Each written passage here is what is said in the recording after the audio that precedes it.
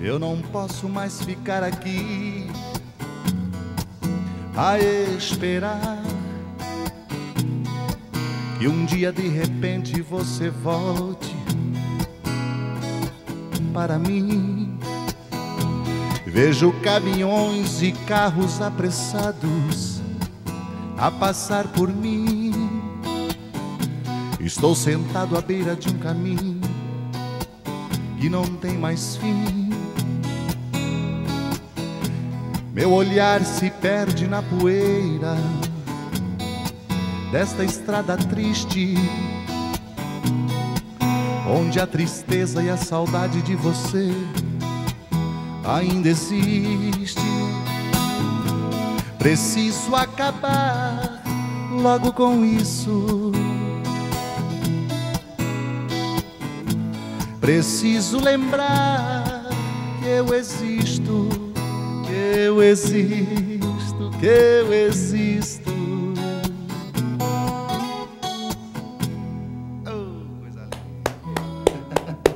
Erasmo Carlos, o tremendão. O tremendão. O tremendão. Eu sou da época do tremendão, viu? Rostinho colado, né? Rostinho colado. Rostinho E colado, também, não é só na eleição que batia com o Michel, não. Naquela época eu também batia com o Michel. Outra com o Michel, claro, né? Rostinho colado na sociedade. Na sociedade. Lontrense. Dancei muita domingueira lá, estimado. As festas de igrejas, domingueiras, as festas de igreja que eram sensacionais, é verdade. E festa de igreja, doutor Gelmir, os políticos também gostam muito, viu? Com certeza.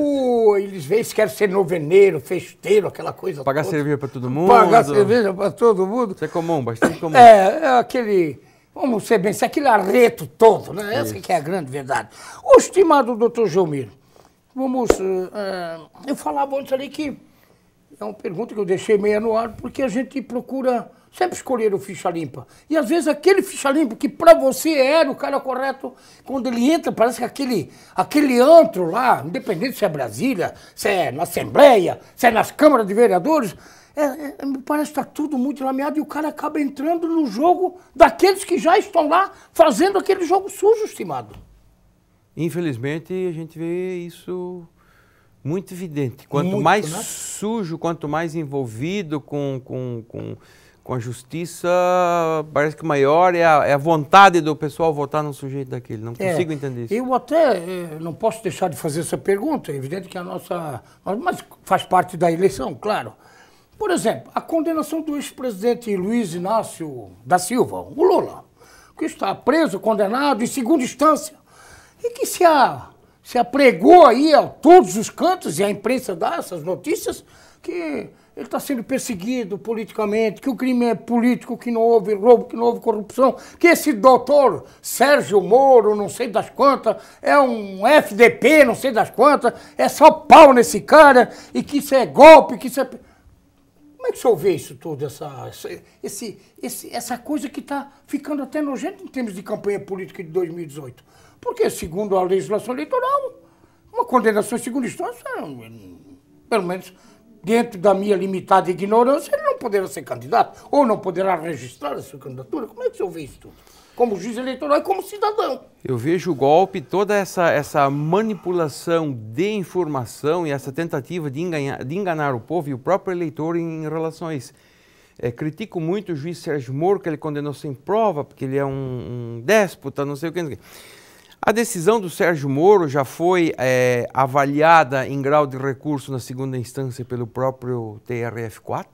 Que é Porto Alegre, né? Que é Porto Alegre. Essa sentença dele foi confirmada por unanimidade e não só isso, teve a pena aumentada. Teve a pena aumentada por esses três desembargadores, ou seja, por gente qualificada tanto quanto o Sérgio Moro, mais ainda, que para chegar a São concursados esse pessoal? Exatamente. Esse não tem indicação política? Exatamente. É porque a indicação política que eu tenho mesmo. Eles são juízes de carreira, tem uns que têm indicação que são do quinto constitucional, do Ministério Público, ou da própria advocacia, mas já houve também a apreciação do recurso envolvendo aquela discussão sobre a possibilidade de prisão cumprimento da pena já após o julgamento de segunda instância, isso já foi confirmado pelo STF 2 vezes, já foi confirmado pelo próprio STJ algumas vezes, então não há que se falar em condenação sem provas, em críticas a Sérgio Moro, inclusive aquele episódio de domingo retrasado, de que o Sérgio Moro teria peitado o desembargador que estava de plantão, porque o desembargador tem um nível acima do próprio juiz de direito. Então se critica muito que o Sérgio, como sendo num degrau um pouco inferior do desembargador, teria peitado, teria recusado o cumprimento dessa ordem de prisão, inclusive estando de férias. Não foi isso que ocorreu. O Sérgio Moro estava de férias, mas o juiz de férias não perde jurisdição. Isso é importante que se diga. E ele simplesmente acionou, ele deu um alô para o presidente do TRF4, fazendo uma consulta sobre a possibilidade, a necessidade de dar cumprimento a uma decisão ilegal. Veja bem, a decisão é flagrantemente ilegal, pode vir uma decisão política, vamos dizer assim. Uma decisão política. O desembargador lá afiliado há 20 anos ao partido, foi procurador em Porto Alegre, na administração do Tarso Genro. Que era o que o Partido dos Trabalhadores comandava? Isso? Exatamente, mas não é só por isso, não é que por ter sido filiado que seja um pré-requisito de desonestidade, não é esse fato. O argumento que ele usou para liberar que é o esdrúxulo, é antijurídico, não tem... Foi vergonhoso, não tem, assim? Foi vergonhoso. Para a justiça brasileira foi vergonhoso. Não para a justiça brasileira, porque foi consertada. Agora, para ele, como jurista, como profissional, acho que foi... Denegriu a imagem. Denegriu a imagem. Se fosse eu numa situação dessas, não teria mais coragem de olhar para os meus filhos ao término de um dia de trabalho fazendo um troço daquele. E nem para os colegas que, na grande maioria, são muito corretos. Nem para os colegas de trabalho. Exatamente. A Justiça, a partir do Sérgio Moro, presidente do TRF4, acabou conseguindo fazer algo que até então era inédito, porque ninguém até então tinha tido a coragem de emitir uma ordem flagrantemente ilegal, né? E o Sérgio Moro, então, conseguiu fazer com que o presidente do Tribunal Regional Federal da 4ª Região conseguisse reverter esse absurdo. Baby, você tem uma pergunta, Baby? Eu gostaria de ouvir uma opinião pessoal do Geomir. Em relação, eu acho que a justiça brasileira deu um passo muito importante na acusação do Lula. Não como pessoa, mas como pessoa política, como figura política, né? De tão importância nesse país que é o Lula, na realidade. É como, mais ou menos, se prendesse o Trump, por exemplo, nos Estados Unidos, né? Imagina que impacto grande não causaria isso no mundo. Enfim, eu acho realmente que a justiça deu um passo muito importante, e agora, nesse reverso que aconteceu agora, esses dias mesmo, aí, desse juiz querendo soltar, e o Moro, de novo, não, a justiça tem que ser feita, tem que ser mantida. Eu acho que realmente eles bateram o martelo de novo. Porque é tão desacreditada a justiça no país, né? Às vezes tão desacreditada, e dessa forma eles conseguiram ampliar esse horizonte e conseguiram colocar realmente rédeas para assim, se o Lula foi preso, né, um homem milionário, né, um homem com todos os recursos, conseguiram prender e provaram, não foi injustiça, foi realmente uma justiça que fizeram. Eu gostaria de saber a sua opinião, se realmente você concorda com isso, que realmente foi feita justiça, que tem que ser mantido os 12 anos aquilo, porque ele é gente igual a gente, não tem nada diferente. Não tem nada diferente, claro. É uma opinião pessoal como eleitor, como jurídica também. E isso é uma coisa que as pessoas não entendem muito bem. Porque o Lula está preso e a Aécio e Companhia Limitada não estão. Aí existe uma diferença bem básica, e existe algo pernicioso que tem que acabar, que é o tal do foro privilegiado. Primeira coisa, o Código Penal foi feito para todos. Ele tem que ser respeitado por todos. Sempre diziam que a justiça só condena pobre, preto e prostituta. Por quê?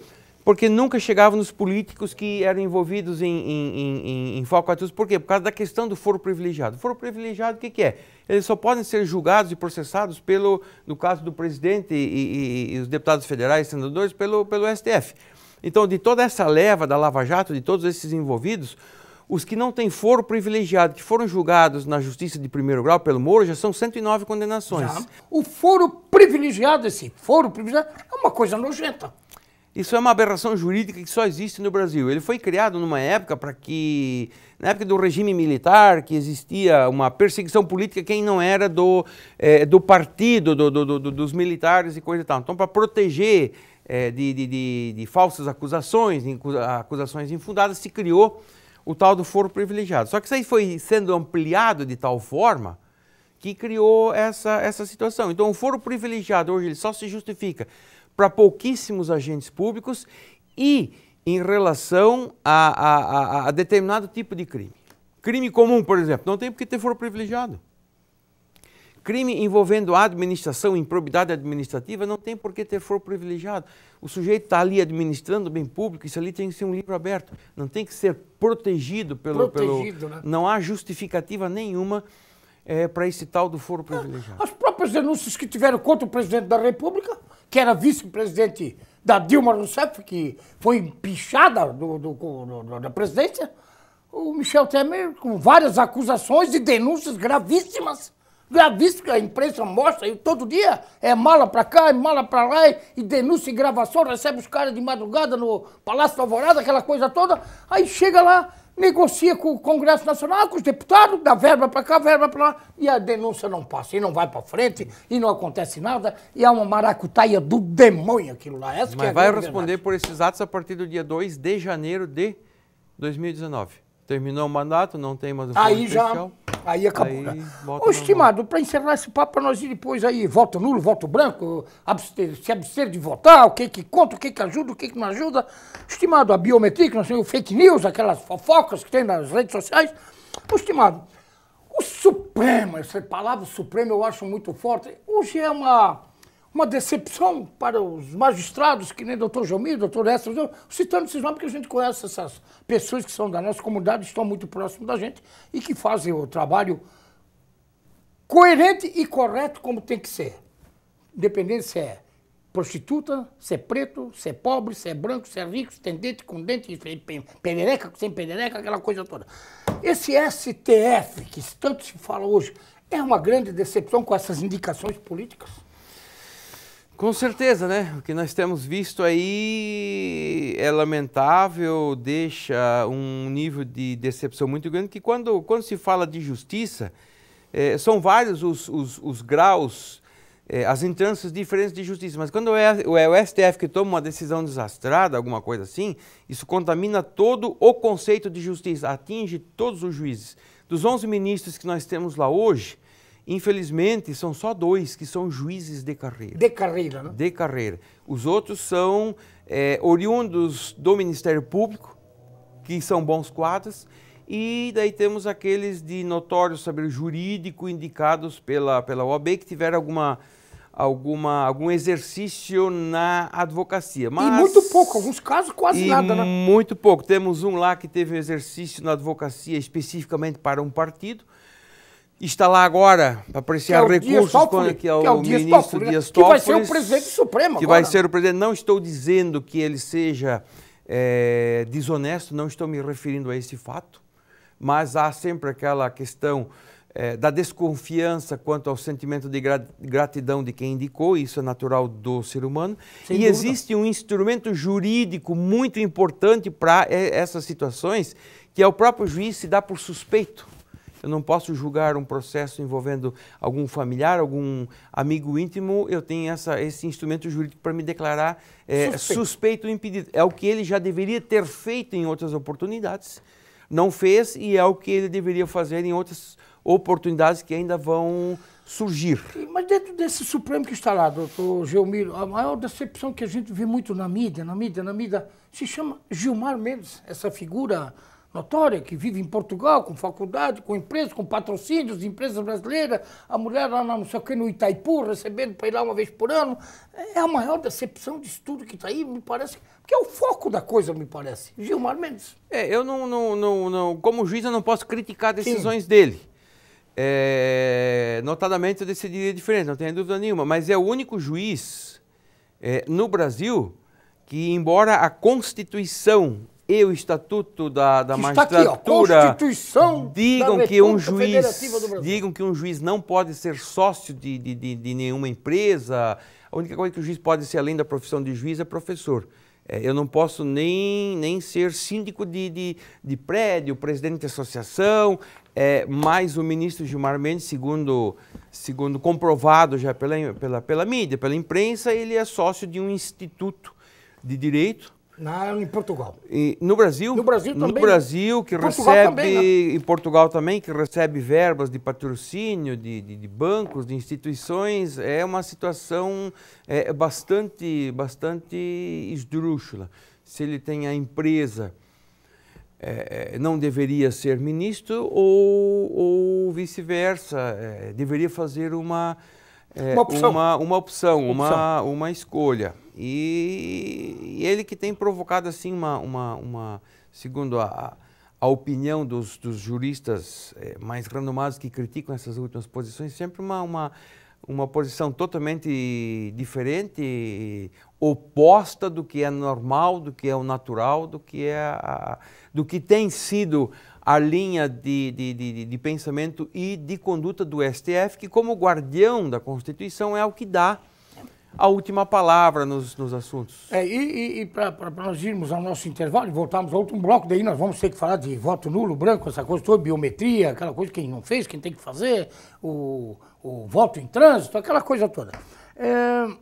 Na verdade, a última esperança do jeito que está a vida política desse Brasil afora, doutor Gilmir, a última esperança de nós, do povo, nós somos, né, o povo somos todos nós, independente se o Gilmir Roland Paul é juiz de direito ou não, se o Baby é só músico, compositor ou não.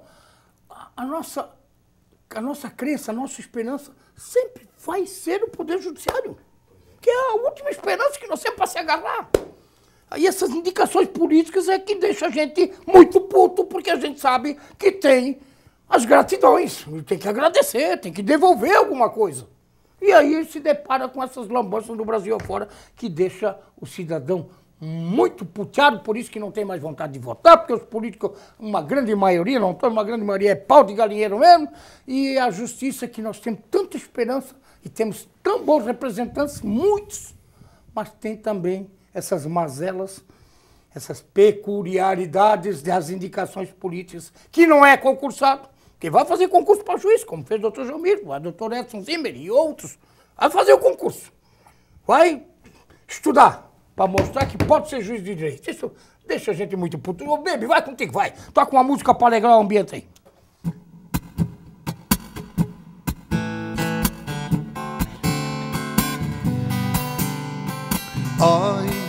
Oi, o trem vem surgindo de trás das montanhas azuis. Olha o trem. Oi, é o trem. Vem trazendo de longe as cinzas do velho Aeon. Oi, já vem, fumegando, apitando, chamando os que sabem do trem. Oi, é o trem, não precisa passagem, nem mesmo bagagem no trem. Quem vai chorar? Quem vai sorrir? Quem vai ficar? Quem vai partir? Pois o trem está chegando na estação. É o trem das 7 horas, é o último do sertão.